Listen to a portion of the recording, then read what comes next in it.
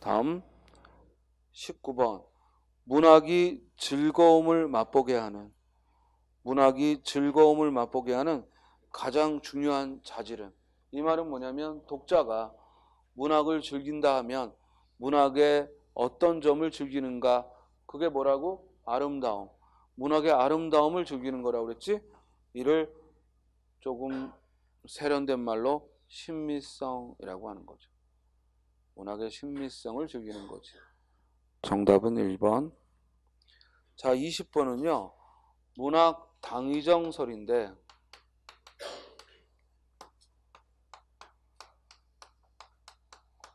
자, 이게 무슨 말이냐면, 아까 문학은 교훈적 기능과 쾌락적 기능을 갖는다는 얘기는 했죠. 이 교훈적 기능을 우리가 약의 효과라고 보고, 쾌락적 기능을 그 약을 먹기 좋게 싸놓은 단맛이 나는 것이라고 본다면, 그래서 우리 알약 같은 거, 뭐 페스탈 이런 거, 소화제 이런 거 보면 겉이 달짝지근하게 쌓여 있어요. 그걸 당위정이라고 하거든. 그러면 우리가 약을 먹는 이유는 약효 때문에 먹는 거잖아요.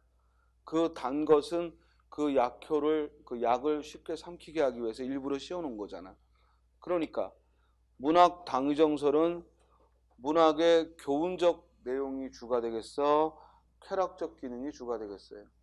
그렇죠. 교훈적 기능이 주가 되면서, 즉 그것 때문에 그 교훈을 좀 더 쉽게 전달하기 위해 쾌락적 기능이 필요한 것일 뿐이죠. 그죠? 즉 교훈적 기능이 주가 되면서 쾌락적 기능이 이제 필요한 거죠. 그래서 20번의 정답이 1번 문학의 교훈적 기능을 중시하다 하고 답하기 좋겠지만, 여기 봐봐.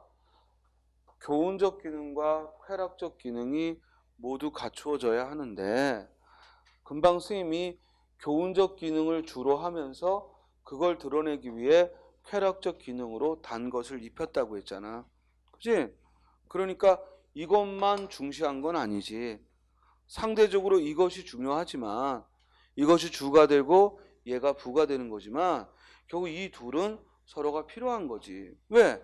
약이 너무 쓰기 때문에 삼키기도 어렵다면 단맛을 내는 것이 필요하고, 또 단맛만 나고 안에 정말 필요한 약이 없다면 그건 또 소용이 없는 거니까 이 둘은 서로 보완하는 관계죠.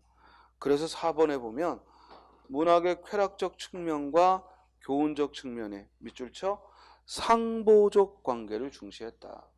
요 상보적이라는 말도 잘 알아야지. 상보적이라는 얘기는 둘 이상이 서로 보완이 되는 것, 둘 이상의 대상이 서로가 보완이 될 때 상보적 관계다라고 해요. 우리 사람 사이로 치면 어떤 관계일까? 바로 우정. 여기 있어요? 우정처럼 이렇게 서로를 인정하면서도 함께하는 그런 걸 상보적이다라고 해요. 또는 회사끼리의 협력 관계, 이런 게 상보적이다라고 보는 거지. 그렇죠? 21번은요. 우리가 흔히 1970년대 이후 혹은 60년대 이후라고도 하는데, 60년대, 70년대 이후에 문학을 순수와 참여로 많이 구별을 하는데요. 이건 바꿔 말하면 문학의 기능 중 어느 하나는 뭘 강조하는 거야? 쾌락적 기능을 강조하는 거고, 어느 하나는 교훈적 기능을 강조하는 거죠. 그래서 순수와 참여 논쟁은 결국 문학의 교훈과 쾌락을 각각 드러내는 거지. 그러니까 순수 문학하면 주로 개인적이고 쾌락적 기능이 강하고, 반면에 참여 문학하면은 사회적이고 교훈적 기능이 강하다, 이렇게 말할 수가 있죠. 이해됐어요? 자, 다음 페이지 22번에 보시면요. 다음 작품과 관련된 사항이 아닌 것은 이 시조는 사설 시조인데요. 자, 지금부터 작품 나올 때마다 또 그게 고전 작품이면 선생님이 두 가지를 먼저 설명할 거야. 첫째, 장르가 어디에 속하는지. 그리고 두 번째, 그 고전 문학의 형식상의 특징을 설명을 할 거야. 이 둘을 잘 메모해 두고, 그래서 이것이 시대적으로 어느 시대에 나온 것인지, 그리고 그 특징은 무엇인지 이 말에 빨리 익숙해져야 돼요. 자, 먼저 창내고저 하는 이 작품은 시조는 시조인데 사설 시조라고 말해. 사설 시조. 장르가 사설 시조야.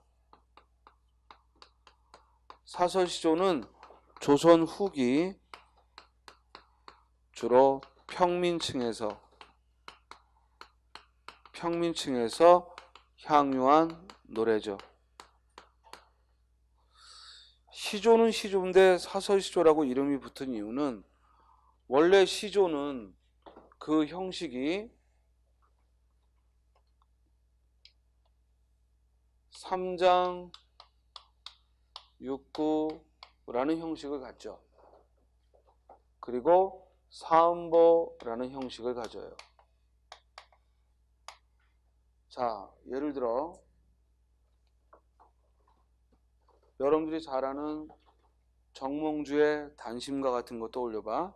그러면 이 몸이 죽고 죽어 100번 고쳐 죽어 백골이 진토되어 넋이라도 있고 없고 니명한 일편단심이야 가실줄이 이시랴.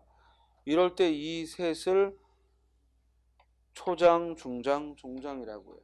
그래서 3장으로 이루어져 있고, 다시 한 장은 네 마디로 끊어 불렀지. 이 몸이 죽고 죽어 100번 고쳐 죽어. 또 다시 중장은 백골이 진토되어 넋이라도 있고 없고. 그렇지? 종장은 니명한 일편단심이야 가실줄이 이시랴. 이렇게 네 마디로 끊어 불렀으니까 그걸 몇 음보라고 한다? 사음보라고 해. 그리고 이 음보 두 개를 한 구라고 해요. 응? 그러니까 한 장에 몇 구가 들어있는 거야? 두 구. 그지? 두 구씩 들어있는 거지? 그러니까 전체가 3장이니까 6구가 되는 거지. 여기까지 알겠어요? 자, 이렇게 기본적인 형식을 갖추고 있는 걸 평시조라고 해요.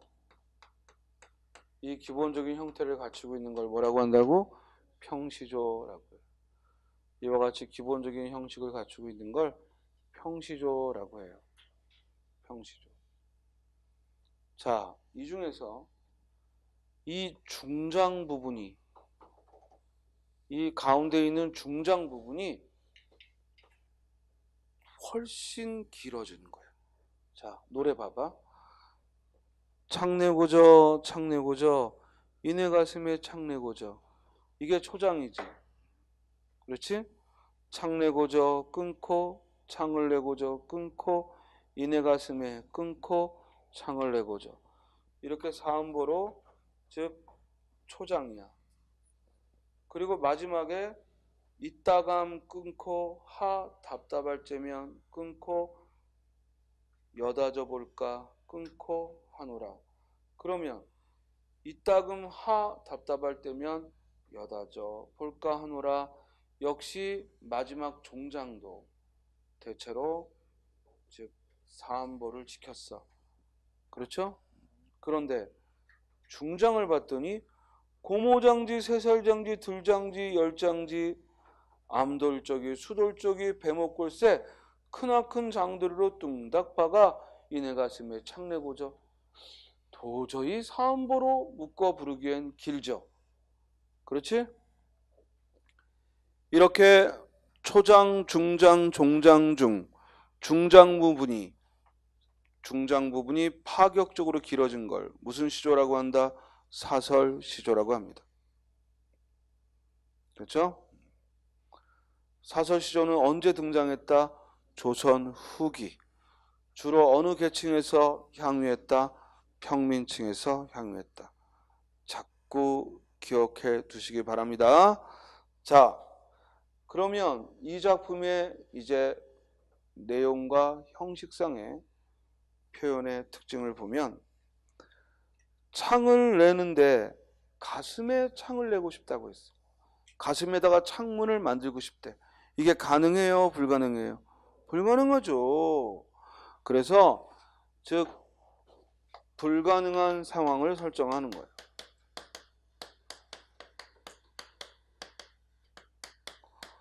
불가능한 상황의 설정이라는 방법. 즉 창내고죠, 창내고죠. 이내 가슴에 창내고죠.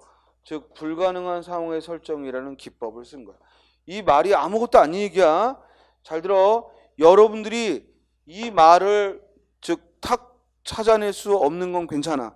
그러나 시험지에 위에 밑줄친 구조는 불가능한 상황의 설정을 즉 드러내고 있다. 그럼 뭐야? 맞네? 이렇게만 할 수 있으면 돼. 무슨 말인지 알겠어요? 여러분들이 이걸 보자마자 불가능한 상황의 설정이네? 이렇게는 못해도 된다고.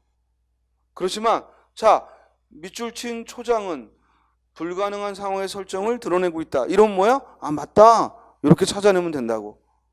그건 할 수 있겠죠? 다음. 고모장지, 세살장지, 들장지, 열장지. 이게 뭐냐면 그 한옥 같은데 이 여닫이 문을 만드는 그 창문 만드는 그 도구들이야. 명칭들이라고. 이것들은 우리한테는 생소하지만 그 당시에는 뭐야? 굉장히 실생활의 용어지. 실생활의 용어들이라고. 그러니까 그만큼 실생활의 용어들, 아주 추상적이고 관념적인 말을 쓴 게 아니라 실생활의 용어를 썼다는 거지. 이렇게 이 시조는 실제 현실에서 사용하는 듯한, 실제 사용하고 있는 단어들을 썼다고. 이게 사설시조의 특징이야. 사설시조는 평민층이 즐겼기 때문에 그 용어가 실제 사용하는 단어들을 나열했다고. 그런 다음 암돌적이, 수돌적이, 지금은 이거 표준어로 돌적이가 아니라 뭐라고 써? 톨적이라고 써야지. 암톨적이, 수톨적이, 그렇지? 그러나 문학에서는 지금 이게 조선조에 쓰여진 거니까 지금처럼 암톨적이, 수톨적이라고 안 썼다고 해서 이상하게 보면 안 되고, 즉 암톨적이, 수톨적이 배목걸새 크나큰 장도리로 똥닥박아. 자, 진지하게 쭉 창문을 이루는 그 구조물을 나열하다가 갑자기 똥닥박아 하고 가볍게 의성어를 썼지. 이때 가벼운 의성어의 사용은 뭘 준다? 해학성을 준다. 유머, 해학성을 준다.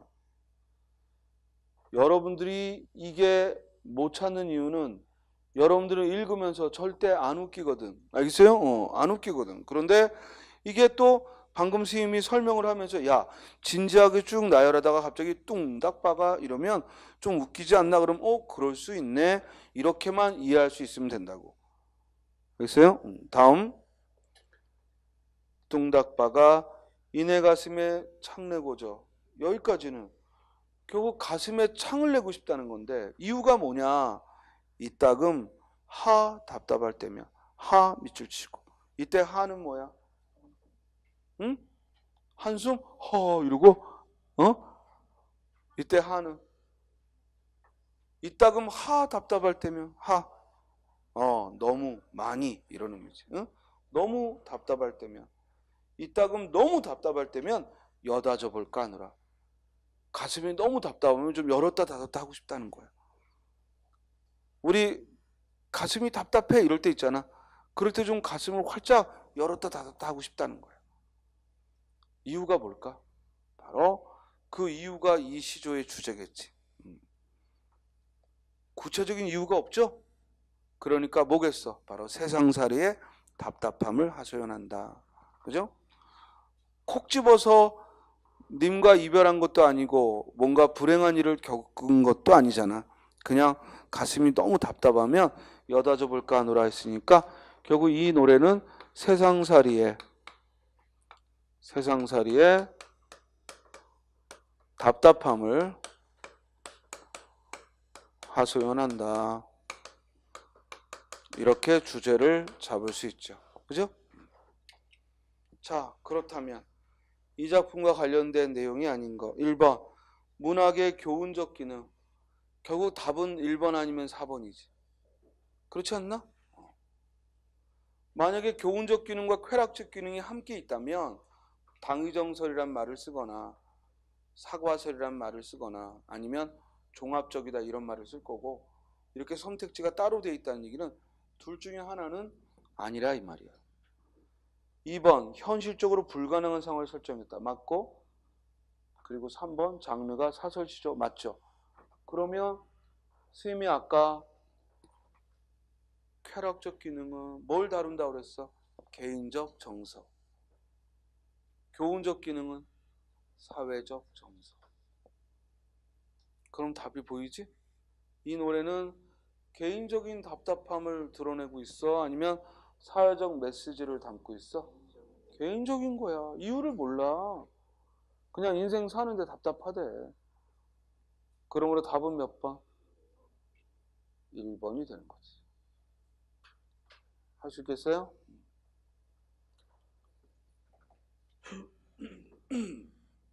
25번으로 갑니다. 다음 문학작품 중 독자에게 미치는 효용가치가 다르나는, 독자에게 미치는 효용가치 밑줄 치고, 효용가치에는 두 가지가 있다. 하나가 뭐라고? 쾌락적 기능. 또 하나가 뭐라고? 교훈적 기능. 쾌락적 기능은 개인적 정서를 드러내는 거고, 교훈적 기능은 뭐라고? 사회적 메시지를 드러낸다. 가는 성북동 비둘기라는 시인데, 성북동 메마른 골짜기에는 조용히 앉아 콩알 하나 찍어 먹을 널찍한 마당은커녕 가는 데마다 채석장 포성이 메아리 쳐서 피난하듯 지붕에 올라앉아 아침 구공탕 굴뚝 연기에서 향수를 느끼다가 산 1번지 채석장에 도로 가서 금방 따낸 도론기에 입을 닦는다.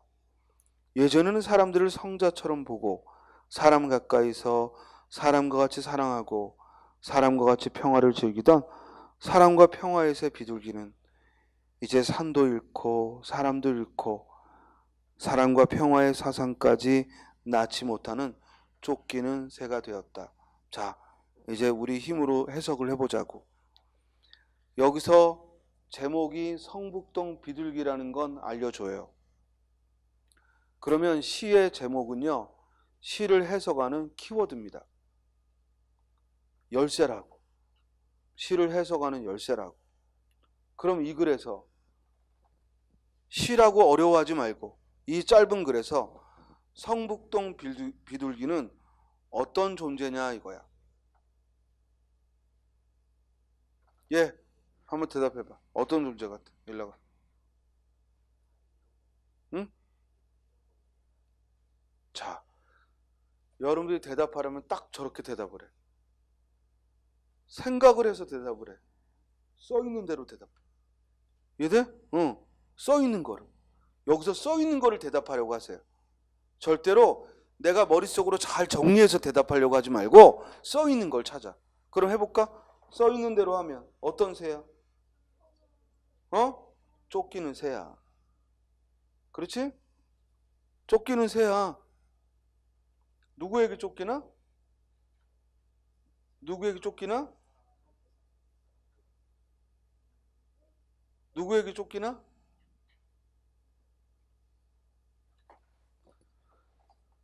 산 1번지 채석장 포송이 메아리쳐 피난하듯 이라는 말이 나오잖아. 결국 인간의 기술에 쫓긴 거야. 문명에.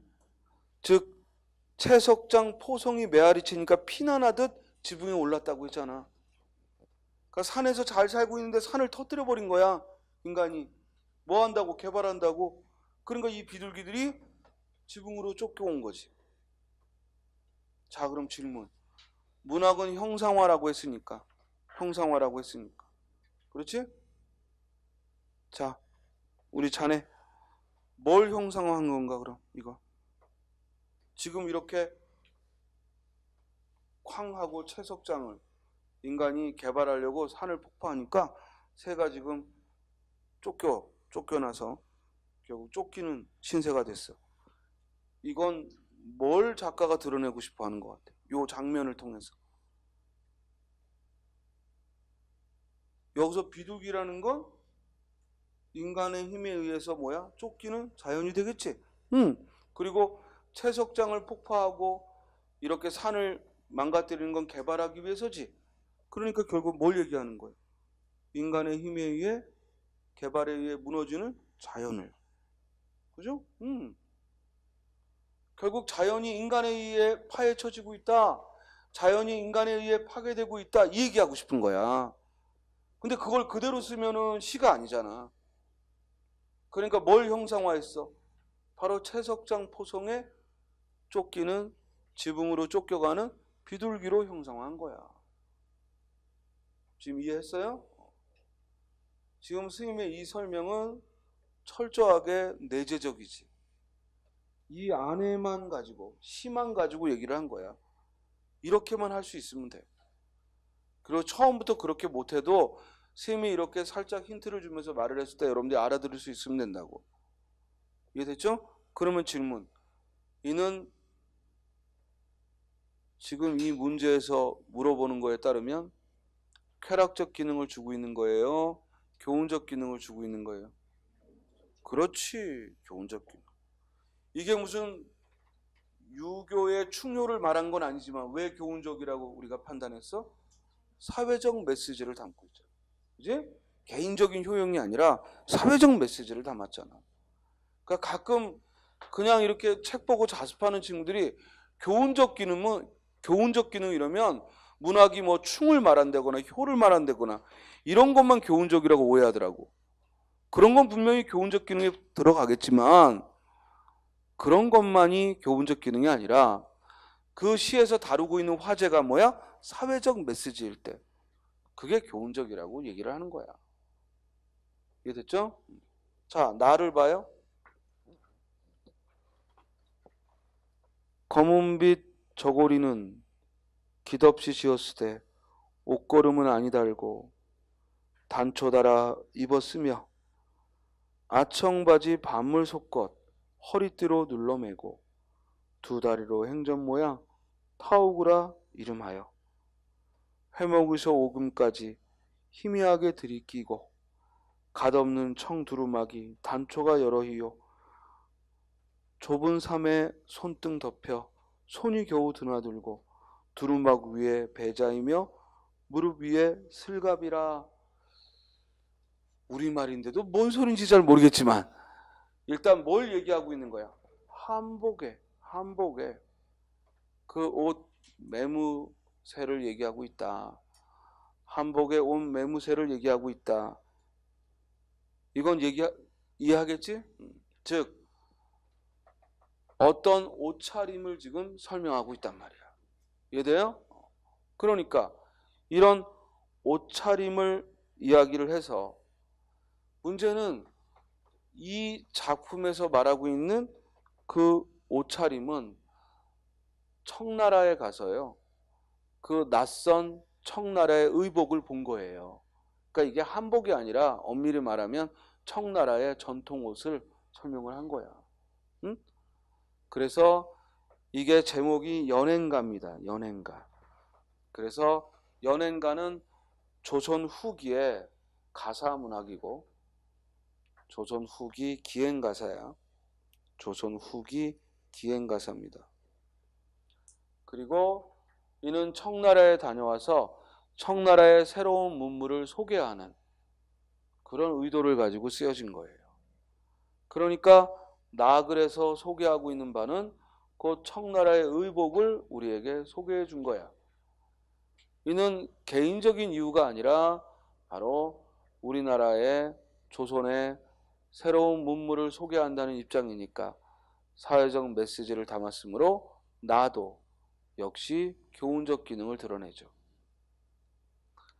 달을 봤더니 지금 눈 내리고 매화향기 홀로 아득하니 내 여기 가난한 노래의 씨를 뿌려라. 다시 청고 뒤에 백마 타고 오는 초인이 있어 이 광야에서 목 놓아 부르게 하리라. 매우 의지적인 시고 제목이 광야야. 따라서 광야라는 곳은 바로 독립을 꿈꾸는 공간이고 이 노래에서도 서정적자는 지금 눈 내리고 매화향기는 홀로 아득하다. 이건 뭘 형상화한 것 같아? 지금 눈 내린다는 건 긍정적 시어야 부정적 시어야? 부정적 시어야. 일제강점기에 매우 혹한의 시기를 눈이 내린다라고 표현한 거야. 지금 눈 내리고 라는 이 구절은 결국 일제강점기에 그 혹한의 시기를 표현한 거야. 그리고 거기 매화향기가 홀로 아득하다 할 때 매화향기는 그 독립의 신념이 여전하다는 걸 형상화한 거지. 그런데 왜 가난한 노래라고 표현을 했느냐? 그만큼 독립운동은 힘들기 때문에, 독립운동이 힘들고 어렵기 때문에 가난하다라는 표현을 쓴 거야. 독립운동이 힘들고 어려우니까 가난하다라고 표현한 거지. 그렇지만 앞으로 백마 타고 오는 초인이 있어. 백마 타고 오는 초인 밑줄 치고, 이때 백마 타고 오는 초인은 누굴 가리키겠어? 바로 독립을 가져올 후손, 독립을 가져올 우리의 후손, 귀한 자손들, 독립을 가져올 귀한 자손들을 의미하겠지. 이 광야에서 목 놓아 부르리라 이랬으면, 목 놓아 부르리라 이랬으면 화자가 기대하는 거지만 목 놓아 부르게 하리라 뭐야? 사동문을 썼지. 부르게 하리라 하고 문법적으로 사동문을 썼지. 그럼 사동은 뭐야? 화자가 시키겠다는 거지. 그렇게 이 광야에서 독립의 기쁨을 노래하게 시키겠다는 거지. 그러니까 화자의 강한 의지를 드러낸 거죠. 이거 잘 알아야 돼. 여기서 화자의 독립의지가 강한 거냐, 아니면 앞으로 독립된 날이 올 것을 기대하는 거냐, 차이가 달라. 기대하는 게 아니라 기필코 이루겠다는 의지를 드러낸 거야. 그걸 어디서 알 수 있다고? 어디서 파악할 수 있다고? 사동문, 부르게 하리라는 사동문에서, 목 놓아 부르게 하리라 하는 사동문에서 화자의 강한 의지를 엿볼 수 있죠. 자, 교훈적이야, 쾌락적이야? 교훈적이죠. 이제 교훈적이라는 말을 어떤 의미로 쓰는지 알겠어요? 문학에서 교훈적이라는 말은 절대 윤리적이라는 말이 아닙니다. 문학의 기능에서 교훈적은 윤리적이라는 말이 아니야. 문학의 교훈에서 쾌락적 기능은 말 그대로 쾌락이 아니야. 미적인 아름다움, 개인적 이런 의미고, 교훈적 기능이란 사회적 그리고 메시지가 전달된다는 얘기야. 이해됐어요? 그러면 가나다 모두 사회적 메시지를 담고 있고, 이제 라를 봅시다. 내 마음을 아시리, 내 혼자 마음 날같이 아시리. 그래도 어디나 계실 것이면 내 앞에 때때로 어리우는 티끌과 속임없는 눈물의 간곡한 방울방울, 푸른밤 고이 맺는 이슬 같은 보람을 보배인 듯 감추었다 내어드리지. 어때? 이 시는 딱 읽는 순간 좀 역겹죠? 알겠어요? 굉장히 감상적임을 알 수 있지? 내 마음을 아시리. 제목부터가 역겨워. 그래서 굉장히 감상적임을, 굉장히 개인적 감상을 드러내고 있으면 파악할 수 있잖아. 그렇지? 물론 우리가 개인적으로는 이런 시가 더 좋죠. 읽는 데는 즐겁죠. 그죠? 그래서 쾌락적 기능이라고 하는 거예요. 설마 개인적으로 시를 좋아하는데 이 광야에서 목 놓아 부르게 하리라 이런 거 좋아할 사람은 그렇게 많지 않지. 이런 건 이제 집단으로 외칠 때 그죠? 많이 하는 거고 개인적으로는 이런 애상감을 드러내는 노래가 또 마음에 와 닿죠. 그래서 라는 개인적인 정서를 드러낸 거야. 그러니까 뭐가 강하다? 쾌락적 기능이 강하죠. 그러니까 답은 몇 번이야? 4번. 자, 그러면 이런 문제 푸는데 아는 작품이냐 모르는 작품이면 크게 문제될 게 없는데 그래도 아는 작품이면 훨씬 빠르겠죠. 그렇죠? 그렇기 때문에 여러분들이 어차피 시는 모르는 게 나올 걸 전제로 하고 공부하되 이론적으로 무엇을 묻는지는 빨리 눈치를 채야 되고 그리고 그걸 찾아내는 방법은 익혀야 되고 또 하나 이런 문제에서는 대부분 주어지는 작품들이 이미 잘 알려진 걸 내요. 그러니까 적어도 이렇게 기본서에서 여러분들이 심하고 문제를 통해서 보게 된 작품만은 꼭 복습해서 기억을 하고 가기 바랍니다. 알겠습니까? 자, 문학의 기원설 이런 건 요새 안 물어봐. 그러니까 이런 건 할 필요 없고 7급 준비할 때만 한번 봐둘 필요는 있는데 2020년도부터 국어 없어진다고 했기 때문에 7급에서 왜냐면 이제 국어 시험 대신에 2022년인가 그때부터 7급은 이제 SAT 시험으로 바뀌어서 그래서 영어도 국사도 국어도 안 봅니다. 대신 언어 논리 또 추리 영역 즉 공직 적성 검사를 본다고. 거기서 이제 언어 논리가 국어 시험에 해당하는 건데 시험 유형이 확연히 달라지지. 그러니까 그거는 그것대로 또 준비하는 게 필요하지. 알겠죠? 9급은 아직 전혀 예정이 없고요. 자, 그래서 26번, 27번은 여러분들이 눈여겨볼 문제는 아닙니다. 자, 다음에 이제 문학작품의 이해에 대해서 쭉 넘겨서 문제로 가보죠. 문제로 가기 전에 여러분들이 아까 제가 설명을 했을 때 문학작품을 바라보는 관점에 크게 두 가지가 있고 즉 내재적인 것과 외재적인 게 있고 내재적인 것은 작품만 보는 것이고 외재적인 건 작가와 독자와 시대를 본다. 요 정도 설명을 했죠. 그러니까 조금만 더 세부적으로 봅시다. 거기 다시 이론편 앞에 문제 앞쪽으로 가서 먼저 552쪽 외재적 관점하고 표현론적 관점 보세요. 표현론적 관점은 다른 말로 뭐라고도 부른다고? 생산론적 관점이라고도 부르고 주로 표현론적 관점은 누굴 중심에 두고 본다? 작가. 그래서 두 번째 줄 작가의 체험을 중시하는 거야. 그래서 그 방법에 보면 작가의 의도를 연구하는 것이고 이런 관점에서 비평을 하면 이를 역사주의 비평, 역사 전기 비평이라고도 해요. 그래서 역사 전기적 방법이라는 얘기는 역사 전기 비평이다 이런 뜻이야. 지금까지 여기까지는 9급에서도 나왔습니다. 그런데 그 다음 오류, 이 표현론적 관점이 범할 수 있는 오류, 이 부분부터는 사실 7급 문제입니다. 그렇지만 여러분들이 문제 풀면서 의아할 수 있기 때문에 얼른 설명할게요.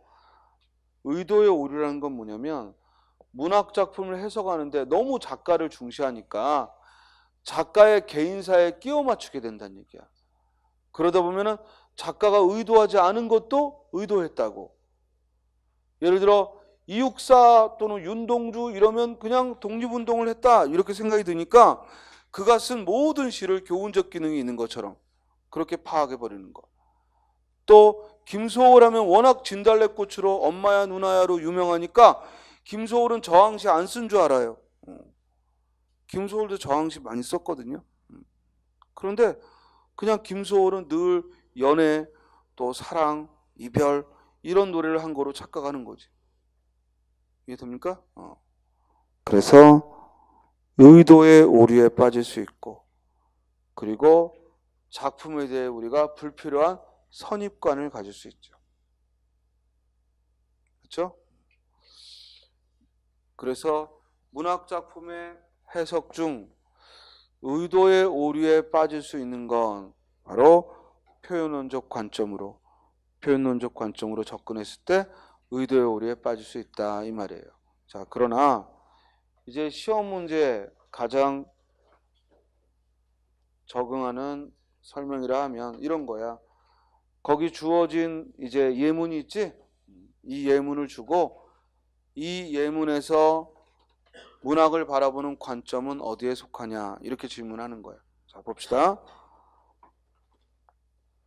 박천명의 집에서 춘원이 구원을 받고 가족 대접을 받았다는 건 사실일 것이요. 그 딸과의 관련은 허구일지도 모른다.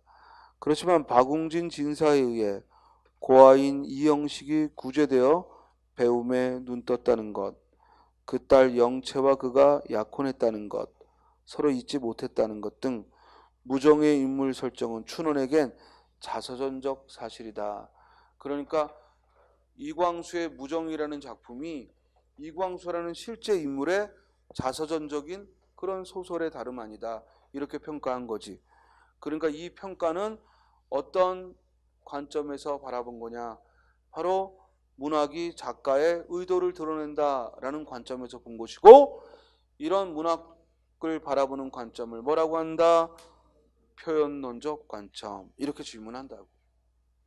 이해됐어요? 자, 또 반영론적 관점은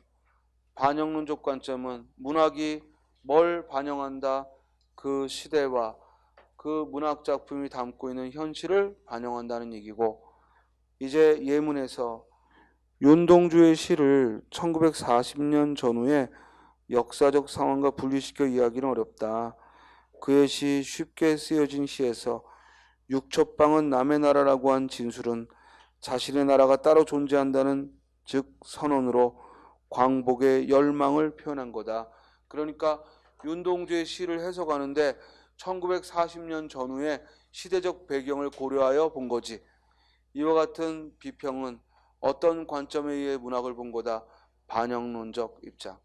반영론적 입장을 다른 말로 뭐라 한다? 모방론적 입장에서 본 거다.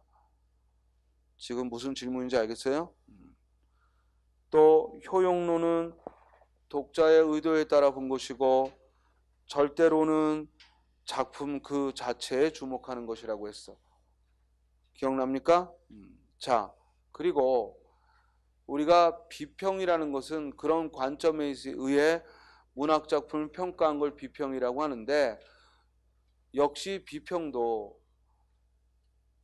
작품만 바라보는 내재적 비평과 그리고 작품 외적인 요소에 따라 바라보는 외재적 비평, 이렇게 나눠지겠죠. 그렇죠?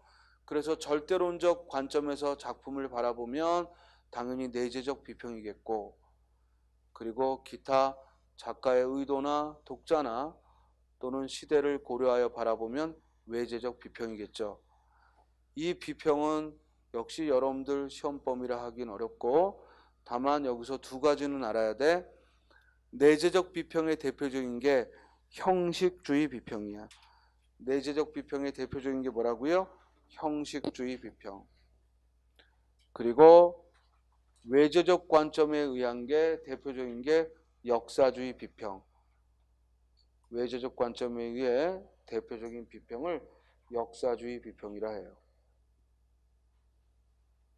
그래서 문학작품의 비평에 크게 두 가지, 내재적 관점에 의한 비평을 뭐라고 한다고?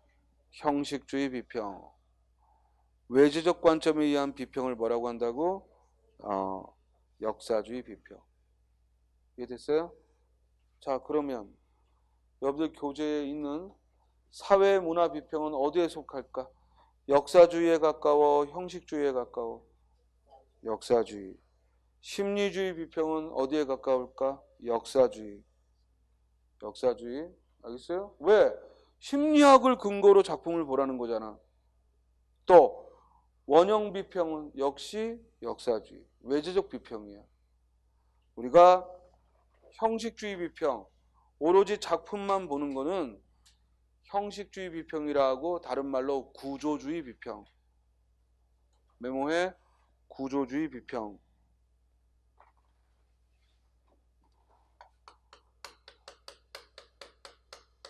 또는 신비평. 이런 말을 하는 거예요. 구조주의 비평이니 신비평이니 이런 표현을 쓰는 겁니다. 나머지는 다 외제적 비평, 역사주의 비평과 가까운 겁니다. 만약에 요즘처럼 페미니즘, 젠더의 의식 속에서 페미니즘적인 비평을 가했다. 그럼 당연히 이 페미니즘 비평은 어디에 속하겠어? 역사주의 비평과 같은 그런 외제적 비평에 속하겠지. 뭔 소리인지 알겠어요? 또 뭐 청소년의 시각으로, 즉 작품을 바라보는 청소년 비평을 했다. 역시 어디에 포함되겠어? 역사주의 비평처럼 외제적 비평에 속하는 거죠. 자, 잠깐 쉬었다가요. 이제 본격적으로 시에 대해서, 선생님이 이 부분을 지금 문제를 안 풀어줬죠? 그죠? 요 외제적, 내재적에 대한 문제는 안 풀어줬어요. 왜냐면 여기 있는 문제들이 조금 7금용이에요. 그래서 기출문제 나중에 같이 할 때 관계된 문제가 있으면 풀고, 문제는 아까 말한 대로 그런 식으로 나오는 거야. 어떤 해설을 주고 이게 어떤 관점에서의 비평이냐. 알겠어요? 굉장히 쉽게 출제가 됩니다. 나중에 문제 보면. 그래서 잠깐 쉬었다가요. 여러분들이 문학의 표현기교, 수사법, 이 수사법에 대해서 가끔 질문들을 하기 때문에 수사법을 또 설명하고, 그리고 시에서 꼭 알아야 될 용어들, 이들을 또 이어서 설명하도록 하겠습니다.